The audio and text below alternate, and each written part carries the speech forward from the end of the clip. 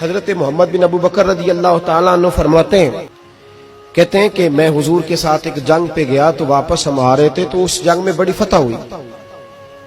5واں حصہ مال غنیمت کا ہم نے سرکار کی بارگاہ میں نذرانہ پیش کیا تو 80 اونٹ حضور کے حصے میں بھی آئے، اتنا نفع ملا. واپس آ رہے تھے تو ایک جگہ شام کا وقت ہو گیا، کچھ علاقہ اچھا ملا تو حضور نے فرمایا سفر آگے نہ کرو، یہیں پڑاؤ کر لو، پتہ نہیں آگے جا کے کوئی ایسی اچھی جگہ میسر آئے نہ آئے. حالانکہ حضور سارا کچھ جانتے ہیں، پر تعلیم امت کے لیے فرمایا یہی. کہتے خیمے لگ گئے، رک گئے، ایک ایک خیمے میں 2-2 4-4 آدمی.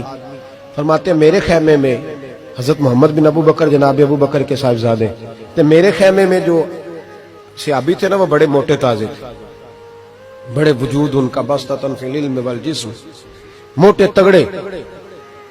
مغرب کی نماز پڑھنے ہم حضور علیہ الصلوۃ والسلام کی بارگاہ عالی مرتبت میں حاضر ہوئے، حضور کے پیچھے نماز پڑھی اقتداء میں.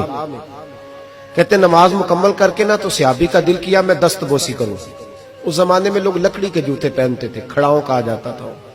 حضور کے قدمین شریفین پر نالین مقدس نہیں تھے اور حضور کا وجود نا بڑا نازک تھا. صحابہ کہتے ہیں جب دست مبارک میں ہاتھ ملاتے تھے تو حضور کا دست مبارک کستوری سے زیادہ خوشبو والا ہوتا اور برف سے زیادہ ٹھنڈا ہوتا. تو فرماتے ہیں حضور کی بارگاہ میں نا نماز کے بعد جب صحابہ بکھرے تو وہ بھی آگے بڑھے سلام. یہ کچھ لوگ آتے ہیں سلام لینے، مجھے بڑی تکلیف ہوتی ہے جب دھکے لگتے ہیں نا تو میں کہتا ہوں یار نہ آیا کرو، ہم کون سا کوئی اتنے اعزاز والے لوگ، پھر دھکے لگ. اور کچھ اتنی محبت سے سلام لیتے ہیں، اتنی محبت سے سلام لیتے ہیں کہ کئی دفعہ جوڑ ہل جاتے ہیں، اتنا زبردست سلام لیتے ہیں. وہ پیچھے کھڑے ہوتے ہیں تو ہاتھ کھینچ لیتے ہیں. اب وہ طبیعت بھی نہیں چاہتی کہ کسی کو کچھ کہا جائے، لیکن وہ بعد میں محسوس ہوتا ہے کہ یہ محبت ہوئی ہے اور محبت میں معاملات بڑے دور نکل جاتے ہیں. کئی دفعہ وہ سلام لینے کے لیے جب آگے بڑھے نا تو جوش میں دوڑ کے آگے بڑھے، حضور کے دستے مبارک کو چوما. لکڑی کے جوتے پہنے تھے، حضور کے قدم مبارک پہ جوتا نہیں تھا، انہوں نے اپنے پیر سے حضور کا پیر دبا دیا.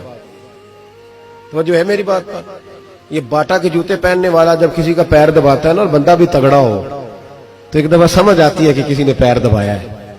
تو محبوب کے دستے مبارک میں چھڑی رہتی تھی، سنت مبارکہ ہے چھڑی رکھنا، عصا مبارک. جب اس صحابی نے پیر دبایا نا تو نبی پاک اب وہ چھوڑ بھی نہیں رہے، دیر ہو گئی، پیر پہ پیر رکھ کے کھڑے.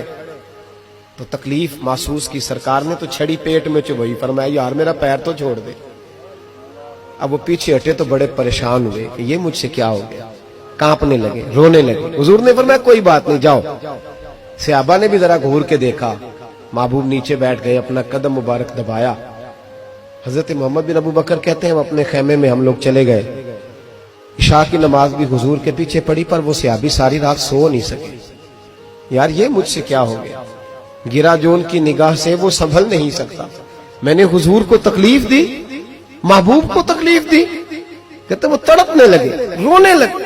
یہ مجھ ساری رات میں تسلی دیتا کہ یار وہ کوئی ایسی ویسی بات نہیں، اللہ نے ہمارے محبوب کو رحمت للعالمین بنایا اور حضور جانتے ہیں کہ تو نے جان بوجھ کے ایسا نہیں کیا. لیکن وہ اندر کا جو ہے نا وہ ماحول وہ ان کو سونے نہیں دیتا. کہتے ہیں سحری کا وقت ہوا تہجد کا تو سیدنا بلال حبشی آئے، خیمے کے باہر کھڑے ہو کہنے لگے بندہ کدھر ہے جس نے کل مغرب کے وقت حضور کا پیر دبایا، کدھر ہے؟ کہتے ہیں اب تو وہ اور ڈرے اور کہنے لگے لگتا ہے میری مذمت میں قرآن آ گیا.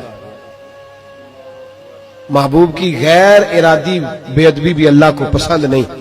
کہا لگتا ہے آیتیں آ گئی، پتہ نہیں میرے بارے میں کیا حکم آیا ہوگا. آپ اپنے ابا سے کہہ کے میری سفارش کرائیں گے، جناب صدیق اکبر سے کہیں گے، کہیں ایسا نہ ہو کہ میری دنیا بھی جائے اور آخرت بھی جائے. کہتے تڑپتے سسکتے در رسول پہ پہنچے، سحری کا وقت حضور تشریف فرما ہے.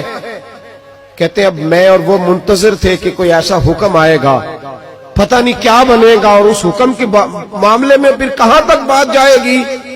قربان جائے جب حضور کے سامنے کھڑے ہوئے تو سارا کچھ جاننے والے محبوب نے اپنی امت کی تعلیم کے لیے فرمایا بھائی عشاء کے بعد ہی تجھے بلانے کا ارادہ ہوا تھا، پھر خیال آیا کہ تو کہیں سویا ہوگا، سحری میں لوگ اٹھ جاتے ہیں تہجد کے لیے اس لیے تجھے بلایا ہے. فرماتے ہیں اب انتظار تھا کہ وہ بڑی بات آئے، ڈر رہے تھے، لیکن قربان جائیں نبی پاک نے پیر دبانے کا ذکر ہی نہیں فرمایا.